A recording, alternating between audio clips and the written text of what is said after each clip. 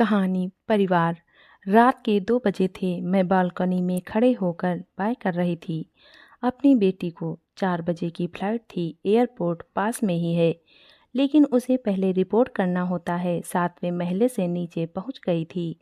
Driver ने suitcase पीछे रखा और गेट खोला। ईशु ने मुझे बाय किया और बैठ गई। मैं पलटकर कमरे में आने को थी कि बगल वाली बालकनी पर नज़र टिक गई। आंखें खुली की खुली रह गई। निशा सिगरेट पी रही थी और छल्ले बना बनाकर उड़ा रही थी। खोई खोई सी न जाने किस शून्य में कुछ तलाशती हुई आंखें जमाई रही। उसे यह एहसास तक नहीं हुआ कि मैं खड़ी हूँ। शायद किसी उलझन में है, कोई तनाव, कोई परेशानी जरूर है, वरना मुझे देखने के बाद चुप नहीं रहती। हाय आंटी इतने प्यार से बोलती तो मेरा मन भी आनंदित हो जाता। जब भी ईशु ड्यूटी पर रहती और निशा घर पर, तो हम साथ साथ खाना खाते थे।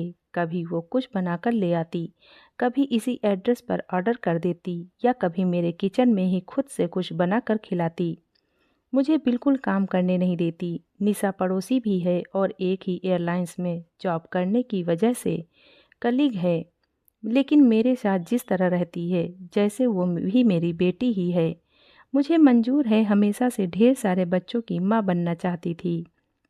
भगवान जी ने 3 बार उस पीड़ा के आनंद लेने का सुअवसर दिया, लेकिन लगभग 200 बच्चों के माँ बना दिया।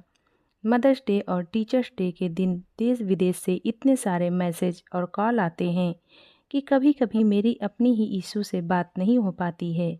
बाकी 2 बच्चों को ज़्यादा फर्क नहीं पड़ता, लेकिन ईशु बहुत खफा हो जाती है। उसे मेरे 200 बच्चों से कभी कभी बड़ी जलन मचती है। इसमें गलत भी क्या है? आखिर ईशु मेरी अपनी संतान है और आखिरी संतान है, तो मेरे सारे प्यार दुलार पर इसका अधिकार होना चाहिए।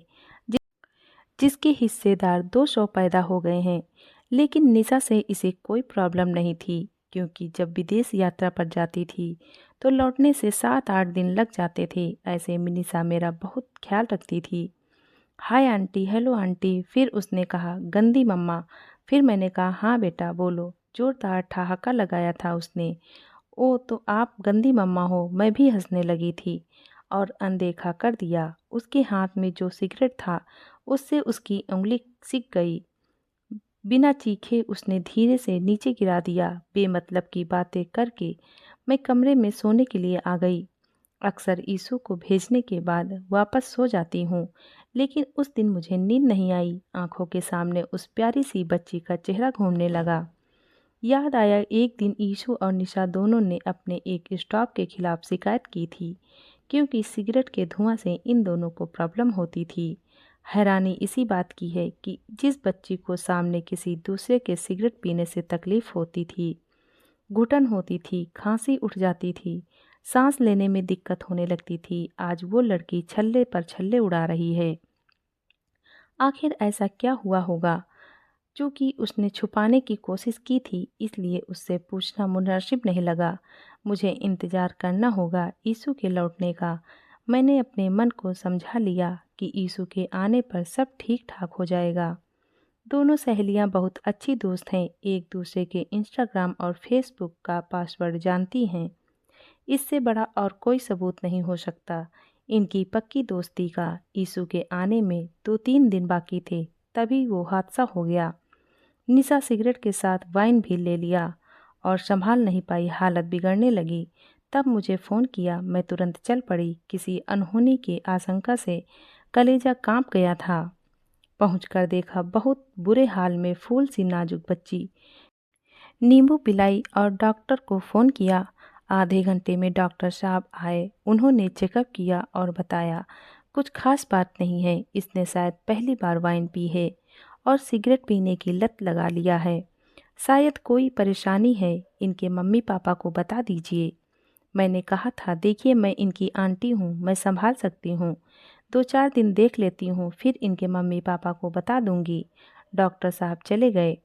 निशा गहरी नींद में सो रही थी। मेरा मन विचलित हो रहा था, कैसे संभालूं? दूसरे दिन जगने के बाद निशा बहुत शर्मिंदगी महसूस कर रही थी।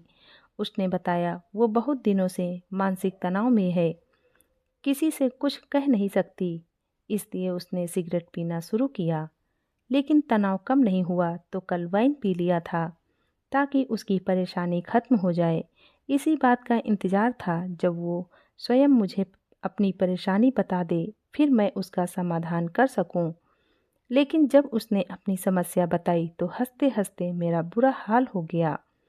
इतनी छोटी सी बात का फसाना बना दिया था। शायद इसलिए जब हम कोई बात सबसे छुपाना चाहते हैं तो वो बात हमें उतना ही ज़्यादा परेशान करती है। निशा को कोई अच्छा लगने लगा है और उसने तो प्यार का ऐलान कर दिया है। एक पार्टी में सरेआम बोल चुका है कि वो निशा के साथ शादी करने वाला है।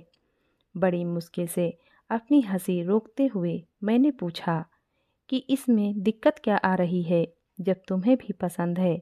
उसने कहा मैं पापा को नहीं बोल सकती। मैंने कहा ठीक है, मैं बता देती हूँ।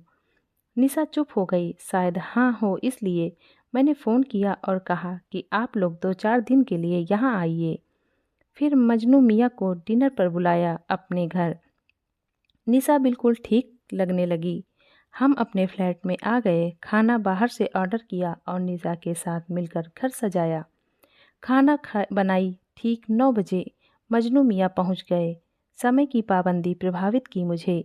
पहले हमने कॉफ़ी पी, उसके बाद सवालों के प्रहार से विचलित करने की कोशिश की, मगर मजबूत इरादों वाला एक गंभीर इंसान पूरे आत्मविश्वास के साथ डटा रहा। अच्छा लगा मुझे। ईसु भी आ गई। हम सभी ने खाना खाया। मजनू मियाँ अब जमाई राजा की उपाधि से नवाजे जा चुके थे। उनको विदा करके हम तीनों ने खूब जश्न मनाए। यीशु हैरान थी मैंने कैसे इतनी आसानी से शॉर्ट कर दिया। 2 महीने से दोनों सहेलियां जिसे नहीं सुलझा पा रही थी उसे एक पैक वाइन ने सुलझा दिया। दूसरे दिन मेरे घर पर ही निशा की सगाई हुई। हमने धूमधाम से सेलिब्रेट किया। हम बड़े लोग अलग बैठकर बातें करने लगे कि बच्चे अपने मन की बात बताने से क्यों घबराते हैं। उनके दिल में यह विश्वास पैदा करना होगा कि हम हमेशा अपने बच्चों के साथ हैं। हम माता पिता को भी अपनी मानसिकता बदलनी होगी और खुले दिल से बच्चों की इच्छाओं और आकांक्षाओं का स्वागत करना चाहिए, वरना पहले सिगरेट, वाइन, शराब और फिर ड्रग्स के अंधे कुएं में हमारे बच्चे चले जाएंगे और शायद हर बच्चे को वहां से वापस लाना मुमकिन नहीं हो। सभी माता पिता से एक गुजारिश है, मेरी अपने बच्चों से मित्रता करें, मित्रवत व्यवहार रखें, उनके दिल में यह भरोसा जगाएं कि वो सही फैसला करें और हम उनके फैसले में उनके साथ हैं। धन्यवाद।